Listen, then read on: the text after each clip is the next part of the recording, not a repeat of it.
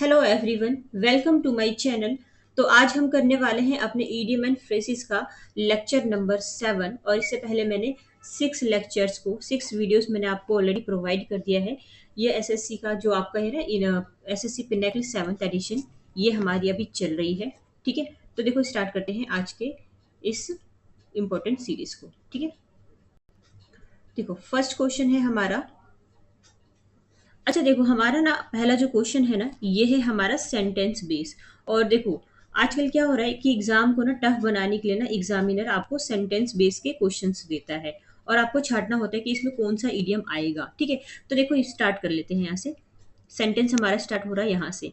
They were waiting for their family members who were returning from a pilgrims, therefore they were dash on the platform.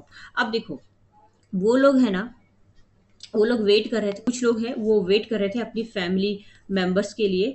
और उनके जो family members हैं ना, वो pilgrimage से लौट रहे थे। पिलग्रिमेज यानी कि किसी तीर्थ यात्रा पे गए थे, मतलब जैसे कि कई जैसे धार्मिक रीजन से होता है ना, तो ये किसी तीर्थ यात्रा पर गए हुए हैं और वो अपनी फैमिली का वेट कर रहे हैं कि हमारी फैमिली वहां से आ रही है।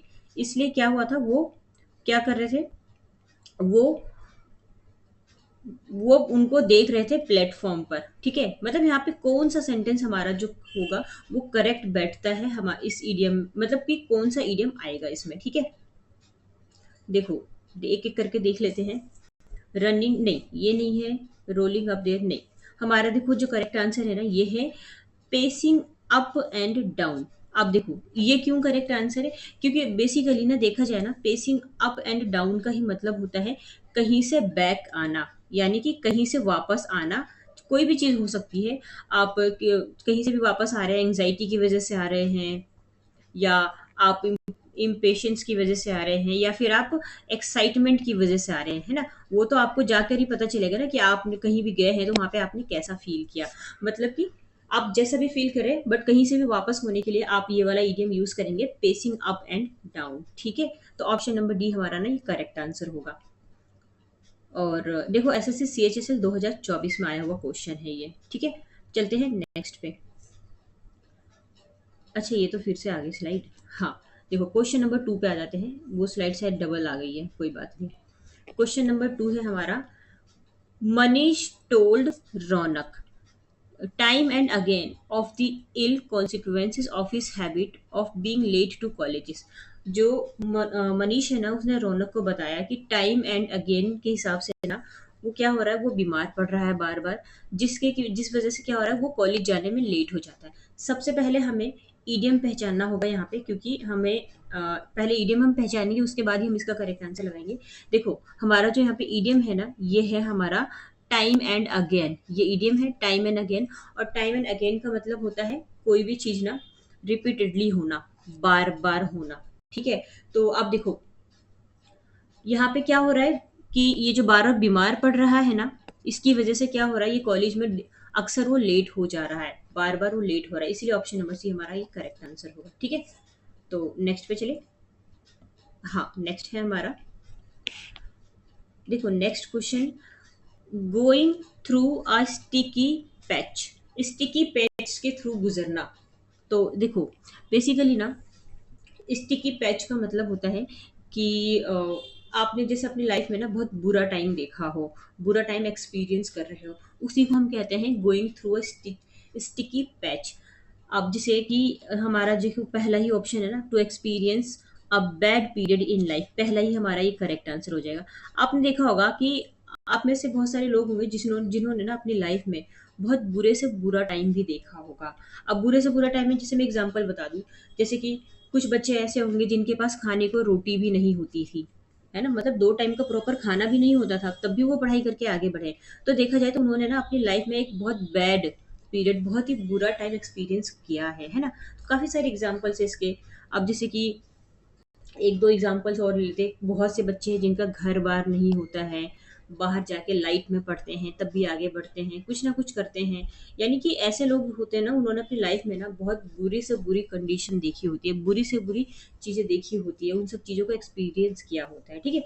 तो ऑप्शन नंबर ए तो हमारा ये करेक्ट आंसर है। चलो नेक्स्ट पे चलते हैं। नेक्स्ट है हमारा a sting in the tail. A sting in the tail का मतलब बताना है। अच्छा, मैं आपको ना ये इडियम ना, ये जो हमारा इडियम है, इसको याद करने का एक अच्छा तरीका बताती हूँ। आपने स्टिंग वर्ड सुना होगा, एक मिनट। आपने जैसे स्टिंग वर्ड सुना होगा, तो बेसिकली ना स्टिंग का क्या मतलब होता है?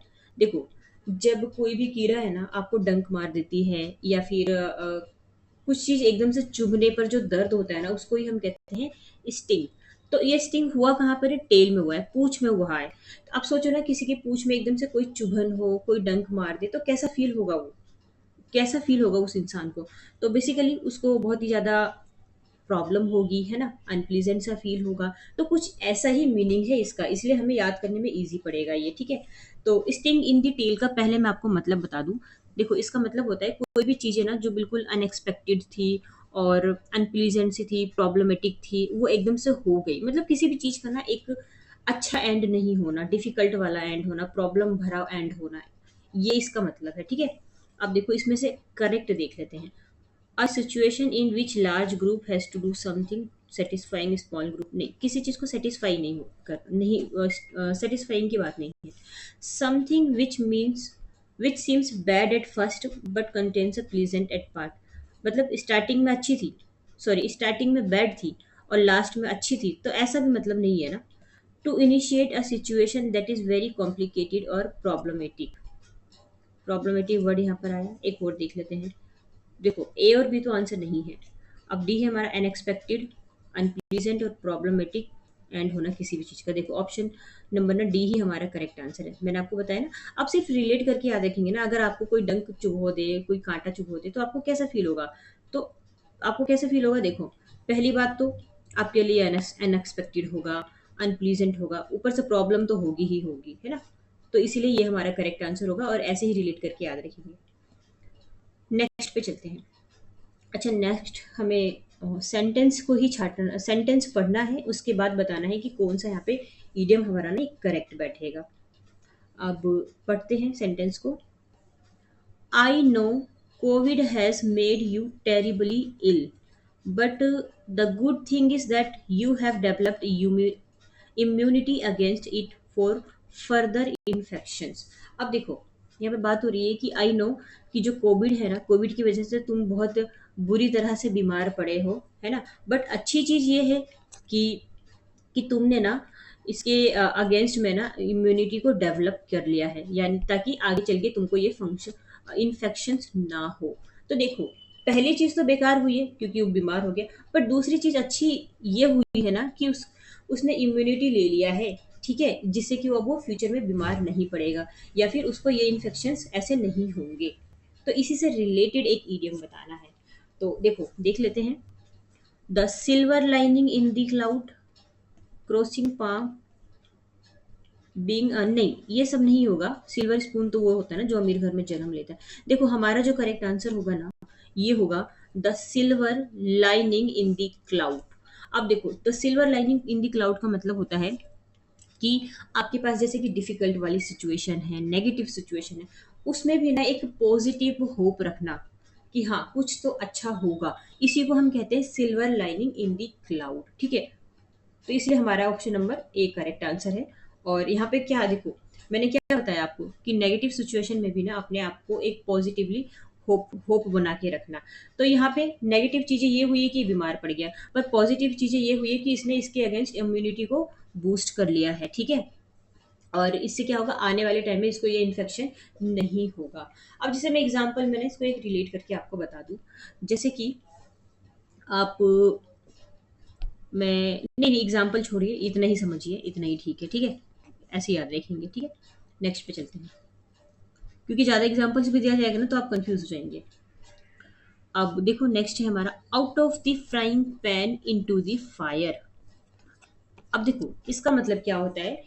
Out of the frying pan into the fire, इसका जैसे कि कोई जो सिचुएशन है ना पहले बुरी थी, अब वो बैड हो गई है।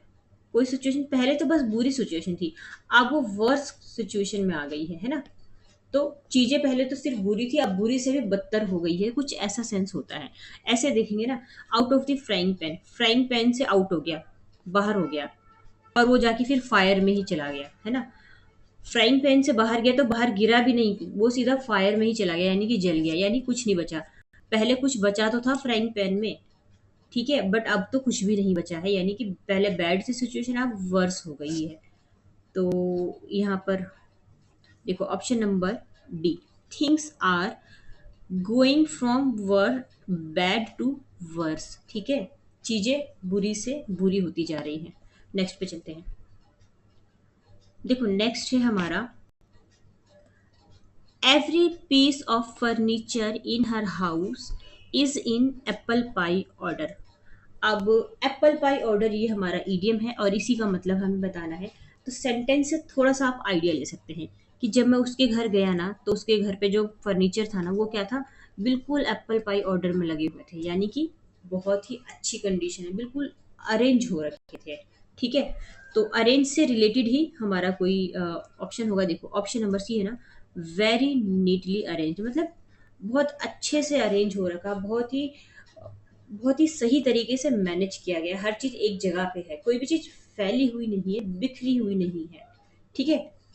तो इसलिए ऑप्शन नंबर सी करेक्ट होगा। नेक्स्ट पे चलते हैं।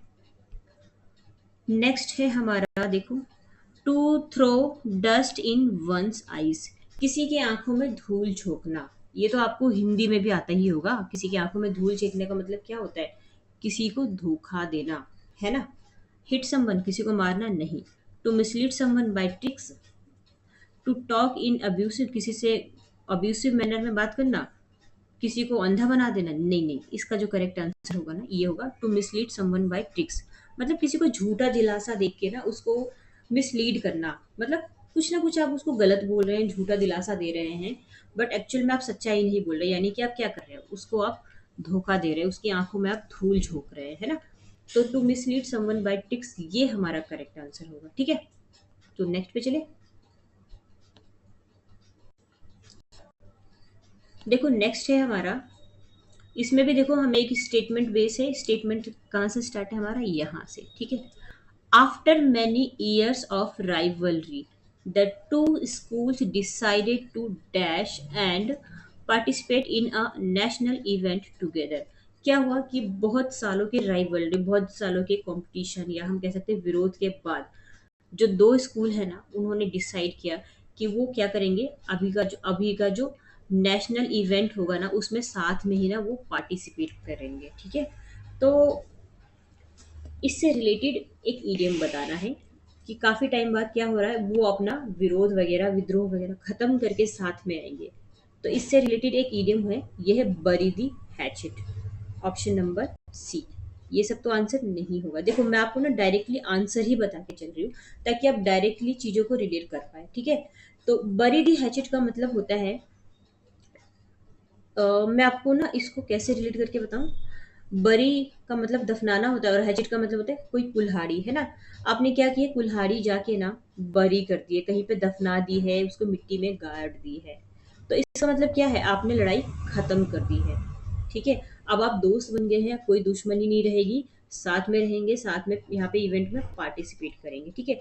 तो इसके लिए जो हमारा ना करेक्ट ईडियम बनता है ना वो बनता है बरीदी हैचेट, दुश्मन को खत्म करके आगे बढ़ते हैं, दोस्ती का हाथ बढ़ाते हैं, ठीक है। तो बरीदी हैचेट करेक्ट आंसर हो जाएगा आपका, ठीक है। तो नेक्स्ट पे चले। हाँ नेक्स्ट पे चलते हैं। देखो, बाय लीप्स एंड बाउंड्स, बहुत अच्छा और बहुत ही easy. By leaps and bounds का मतलब था कोई भी चीज़ ना बहुत तेजी में होना, रैपिडली होना, और मे बी ये बहुत बार पूछा गया है, ये by leaps and bounds rapidly, ठीक है। नेक्स्ट पे चलते हैं। नेक्स्ट है हमारा योमेंस सर्विस। अब योमेंस सर्विस का मतलब होता है बहुत अच्छी सर्विस, बहुत अच्छे से आपने काम किया है, ठीक है। तो अच्छा वाला सेंस कहाँ आएगा, एक्सीलेंट वर्क डन, है ना। बहुत ही एक्सीलेंट तरीके से अपने आपने काम को किया है। अच्छा मैं एक ट्रिक बताती हूँ इसको आपको याद रखने की। योमेंस को आप ऐसे रिलेट करेंगे, यस मैन, मैंने आपका काम बहुत अच्छे से किया है, यस मैन, है ना। क्योंकि हमें तो याद रखना है ना, यस मैन मैंने आपको बहुत अच्छी सर्विस दी है, मैंने एक्सीलेंट काम किया है, तो ऐसे रिलेट करके आप याद रख सकते हैं, ठीक है। तो चलिए नेक्स्ट पे। हाँ नेक्स्ट है हमारा देखो, skating on thin ice. Thin ice पे स्केटिंग करना, ठीक है। तो बेसिकली मैं आपको बता दूं, स्केटिंग ऑन थिन आइस का मतलब होता है कि कोई भी ना रिस्की काम करना जिसमें कि ना हमें जो कॉन्सिक्वेंसेज है, हमें जो परिणाम है, बहुत सीरियस मिल सकते हैं। बस आपको याद रखना है कि कुछ रिस्की काम किया जा रहा है यहाँ पे, ठीक है। तो ऑप्शन से देखते हैं। He was on thin ice after making the controversial statement. वो क्या था, एक रिस्की सिचुएशन में था जब बात हुई कंट्रोवर्शियल स्टेटमेंट को लेकर, ठीक है।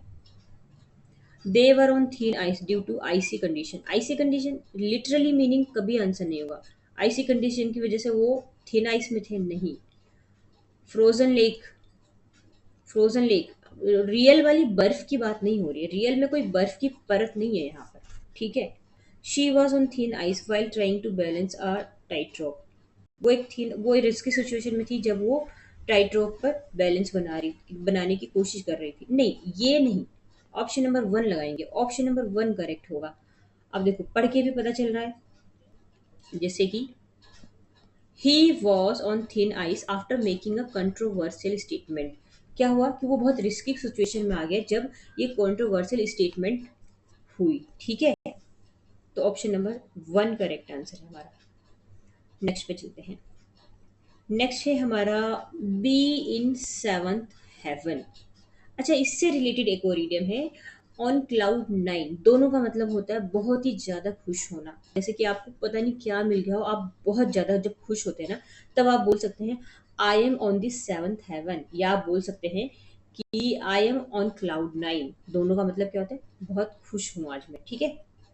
तो एक्सट्रीम हैप्पीनेस यहाँ दिख रहा है ना हमें, option number B correct answer हो जाएगा, ठीक है। एक्सट्रीमली हैप्पीनेस होना। तो नेक्स्ट पे चलते हैं। नेक्स्ट है हमारा, ये भी हमारा देखो सेंटेंस बेस है। सेंटेंस यहाँ से स्टार्ट हो रहा है आपका। After the pandemic his business crumbled and he is in difficult situation. क्या हुआ है, पेंडेमिक के बाद से ना उसका जो बिजनेस है ना एकदम से वो टूट सा गया है, खत्म सा हो गया है, टूट सा हो गया है, टूट सा गया है, और वो बहुत ही डिफिकल्ट सिचुएशन में आ गया है। तो डिफिकल्ट सिचुएशन में आ गया है, हमारे सेंटेंस में ये बात हुई है। तो इसी से रिलेटेड एक ईडियम बताना है जिसमें कि कुछ इस तरह का सेंस आता हो कि डिफिकल्ट सिचुएशन। अब जैसे ऑप्शन है हमारे पास, be in the right corner. अच्छा देखो, ऑप्शन नंबर वन ही करेक्ट है।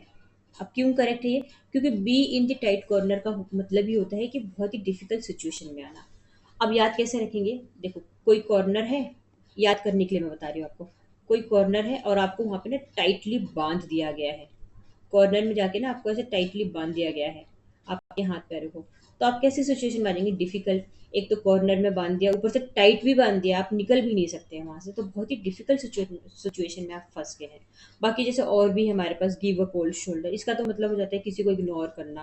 और यहाँ पे बोल्ट फ्रॉम द ब्लू का मतलब हो जाता है कोई चीज अनएक्सपेक्टेड होना। तो ये सब तो हटा दो, है ना। आपका जो ऑप्शन नंबर वन है ना, ए है ना, वही करेक्ट आंसर होगा, ठीक है। तो नेक्स्ट पे चलते हैं। नेक्स्ट है हमारा at the drop of a hat. यानी कि हैट के गिरते ही, आप सोचो ना, आप यहाँ खड़े हैं, ठीक है। आपने ना कोई हैट लगा रखी है, ऐसे ऐसे करके हैट लगा रखी है, ऐसी होती है ना हैट। वो एकदम से यहाँ गिर के ना नीचे आ गई, ठीक है। गिर के ये हैट नीचे आ गई, तो गिरने में कितना टाइम लगेगा, एक सेकेंड या दो सेकेंड, है ना। ऐसा तो नहीं है 2-4 मिनट लगेगा गिरने में फिर वो नीचे आएगा। टाइम नहीं लगेगा ना, बहुत जल्दी से गिर जाएगा ना, तो इसलिए इसका मतलब होता है इमीडिएटली, ठीक है। कोई भी चीज ना एकदम से झटके में हो जाने को हम बोलते हैं at the drop of a hat, है ना। तो चलो नेक्स्ट पे चलते हैं। हाँ देखो, नेक्स्ट है हमारा गो डाउन इन फ्लेम्स। अब देखो, गो डाउन इन फ्लेम्स का बेसिकली मतलब होता है कि किसी चीज को लेके फेल हो जाना, किसी चीज में हार जाना, है ना। कुछ नेगेटिव सा सेंस आता है गो डाउन का, ठीक है। तो हमारा फेल वाला वर्ड जहाँ पे होगा, फेल वाला या डिफीट वाला, वो करेक्ट होगा। तो ऑप्शन नंबर सी है ना, टू फेल स्पेक्टेकुलरली, ये करेक्ट आंसर हो जाएगा हमारा, ठीक है। आप ऐसे भी तो याद कर सकते हैं ना रिलेट करके, डाउन हो रहे हैं यानी कि फेल हो गए हैं, तभी तो डाउन हो गए ना। चलो नेक्स्ट पे चले। हाँ नेक्स्ट है हमारा, यहाँ पे भी हमारे पास एक सेंटेंस है, हाँ ये है ना, I will always stand by my friend. मैं अपने फ्रेंड के लिए ना हमेशा खड़ा रहूंगा। आपने ये लाइन सुनी होगी, कई बार लोग आपको बोलते हैं या दोस्त आपके दोस्त बोलते हैं कि तुझे कुछ नहीं हो सकता, मैं तेरे साथ हमेशा खड़ा रहूंगा। तुझे कुछ दिक्कत होती है तू मुझे एक बार फोन कर, मैं तेरे साथ हमेशा खड़ा रहूंगा, है ना। तो बेसिकली किसी का स्टैंड करना, किसी के लिए खड़े रहने का इसका मतलब क्या है कि उसको डिफिकल्ट सिचुएशन में सपोर्ट करना, है ना। यही मतलब होता है ना कि डिफिकल्ट सिचुएशन में आप उसका सपोर्ट कर रहे हैं। तो ऑप्शन नंबर ए ही ना हमारा ये करेक्ट आंसर होगा, ठीक है। चलो नेक्स्ट पे चले। हाँ देखो, नेक्स्ट है हमारा ओनली, सेंटेंस बेस है हमारा ये, only those having blue blood can dethrone the evil autocrat and restore equilibrium. अच्छा यहाँ पे ना पहले ईडियम देखो, ईडियम कौन सा है, ब्लू ब्लड। ये आपने पढ़ा होगा ब्लू ब्लड। अब ब्लू ब्लड ईडियम का ही मतलब बताना है, क्योंकि अगर हमें ईडियम पता चल गया और ईडियम का मतलब भी हम फिर क्या करेंगे, सेंटेंस के थ्रू कहीं ना कहीं से निकाल ही लेंगे। तो ब्लू ब्लड का बेसिकली मतलब होता है बहुत ही शाही लोग, जैसे प्रिंस प्रिंसेस वगैरह नहीं होते, तो ऐसे लोगों को हम कहते हैं ब्लू ब्लड। ऐसे रिलेट करके याद रखेंगे कि ये राजकुमार है, ये राजकुमारी है, तो इनके जो ब्लड है ना वो ब्लू होते हैं, मतलब नॉर्मल इंसान से अलग होते हैं। सिर्फ रिलेट करने के लिए बता रही हूँ, रियल में ऐसा कुछ नहीं होता, आपको याद रहे इसीलिए बता रही हूँ। तो देखो ब्लू ब्लड का मतलब बहुत ही राजशाही वगैरह के लोग, राजशाही में जीने वाले लोग, बहुत अमीर लोग, है ना। तो एरिस्टोक्रेटिक लीनेज ये करेक्ट आंसर हो जाएगा। Bitter relation, vigilant nature, political ideology, ये सब कुछ नहीं। ऑप्शन नंबर डी होगा ओनली, ठीक है। नेक्स्ट पे चले। हाँ नेक्स्ट है हमारा, ignoring his father's warning, he said an elephant in the room to his mother। अब देखो उसके फादर ने कुछ वार्निंग दी थी, अब उसके फादर की वार्निंग को इग्नोर कर दिया गया और उसने कहा कि अब कैसी सिचुएशन है मेरी मम्मी के लिए, आप एलिफेंट इन द रूम वाली सिचुएशन है, क्योंकि पापा की वार्निंग्स को तो इग्नोर कर दिया। तो एलिफेंट इन द रूम वाली सिचुएशन है, यानी कि कैसी सिचुएशन है, तो basically elephant in the room का मतलब होता है एक बहुत बड़ी बड़ी वाली प्रॉब्लम बन गई, बहुत बड़ा इशू हो गया है एक।